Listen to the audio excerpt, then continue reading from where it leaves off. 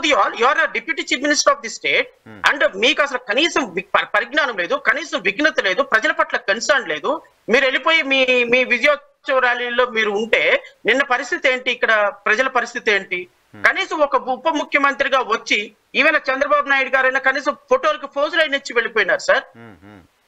నారా లోకేష్ ఫోటోలకు ఫోజులు ఇచ్చి వెళ్ళిపోయినారు. కనీసం ఈయన వాళ్ళకెళ్ళి కూడా తిరిగి చూడలేదు. ఈ విధంగా ఒక అధికార ప్రభుత్వం వచ్చి 3 నెలలు కాకముందే ప్రజల పట్ల ఈ విధంగా ఎవర్షన్ ఉంటే వీళ్ళకి చెప్పే మాటలు ఏంటి సార్? చెప్పే మాటలేంటి? చేసే పనులేంటి? ప్రభుత్వంలో మేము లేము కదా, మేము వెళ్ళి పరిపాలించడానికి. మేము నిన్న ఫ్లడ్ మేనేజ్మెంట్ లో మా కొలీగ్ చిక్కుకుంటే ఫ్యామిలీ మొత్తం 2 రోజుల నుంచి వాళ్ళు ఫుడ్ అన్న ఇవ్వండి, కళ్ళు తిరుగుతున్నాయి, పడిపోతున్నామని అంటే మేము అట్లీస్ట్ మా ఫ్రెండ్ ఫ్యామిలీకి ఫుడ్ ఇవ్వడానికి మేము we tried our level best. ఎందుకంటే మేము వెళ్ళి అక్కడికి వెళ్ళి చేయడానికి they are not allowing, common man allow చేయనీయటంలా. వీళ్ళు ఎవరైతే ఆథరైజేషన్ ఇచ్చారో వాళ్ళని తప్ప ఇంకెవరిని బియాండ్ 1 పాయింట్ ఎలో చేయనీయటంలా. సో ఎలో చేయలేనప్పుడు మేము చేయడానికి కూడా మా చేతులు ఏం లేదు. Nothing there in my hand. అరే you are deputy chief minister, మీరు డిప్యూటీ చీఫ్ మినిస్టర్ అయ్యుండి మీరు కనీసం ప్రజలకి ఏమైందో చూద్దామని వాళ్ళ కోసం ప్రయత్నం చేయని మీకు అసలు బాధ్యత ఉందా? సినిమా డైలాగులు చెప్పుకుంటూ సినిమాల్లో నటించే వాళ్ళని మంత్రులను ఉప ముఖ్యమంత్రులను చేస్తే రాష్ట్రం ఇట్టానికి కర్మగాలిపోతుంది. నేను ఇంకొక మాట చెప్తాను నరసింహరావు గారు, ఒక మాట చెప్తాను. హానరబుల్ డిప్యూటీ చీఫ్ మినిస్టర్ ఇంతకు ముందు ఇదే సిచ్యువేషన్ వచ్చినప్పుడు ఏం చెప్పాడని మీకు ఒకసారి వీడియో చూపిస్తా. ఎందుకంటే మనుషులు ప్రజలకు కూడా అర్థం కావాలి. ఎలక్షన్ కాకముందు ఎలా ఉన్నారు, ఎలక్షన్ అయిన తర్వాత ఎలా ఉన్నారు, పదవి రాకముందు ఎలా ఉన్నారు, పదవి వచ్చిన తర్వాత ఎలా ఉన్నారు, పదవి రాకముందు ప్రజల పట్ల ప్రేమ ఏంటి, పదవి వచ్చిన తర్వాత ప్రజల పట్ల ప్రేమ ఏంటి.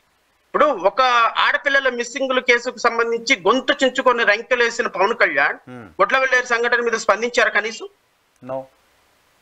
అసలు వందల మంది అమ్మాయిలు మానాలు బయటపడి వీడియో తీసుకున్నారనేటువంటి ఎలిగేషన్ వచ్చినప్పుడు కనీసం వాళ్ళ మీద స్పందించాల.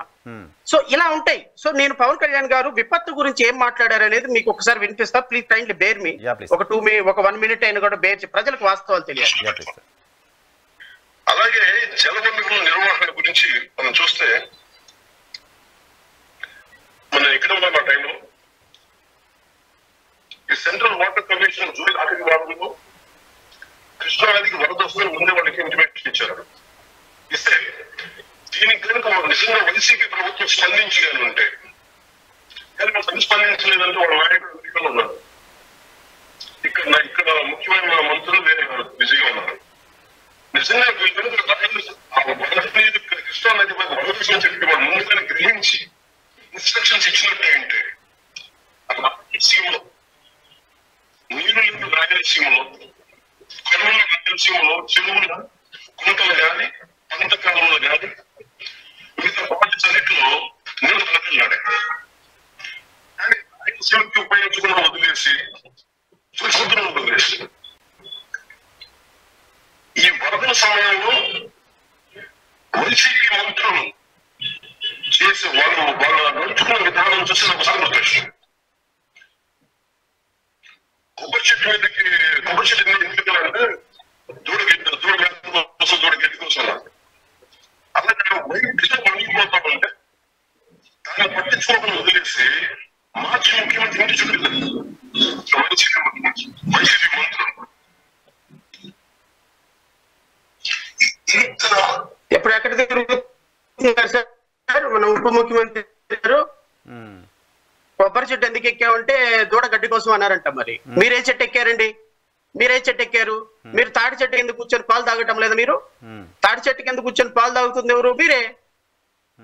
ఇంత విపత్తు జరిగితే మంగళగిరి మా విజయవాడ మొత్తం మునిగిపోతుందని విదేశాల్లో ఉన్నటువంటి వాళ్ళందరూ కూడా వాళ్ళ సొంత వాళ్ళకి ఫోన్ చేసి ఎలా ఉన్నారు ఏంటి అని 1కి 100 సార్లు ఎంక్వైరీ చేసుకుంటా ఉన్నారు. మీరు విజయవాడలో ఉన్నారు కదా, నాకు ఒక 100 కాల్స్ వచ్చినాయి. శ్రావణ్ గారు ఎలాగున్నారు, మీరు ఎలాగున్నారు, మునిగిపోయిందా, విజయవాడ పరిస్థితి బాగాలేదు కదా అని.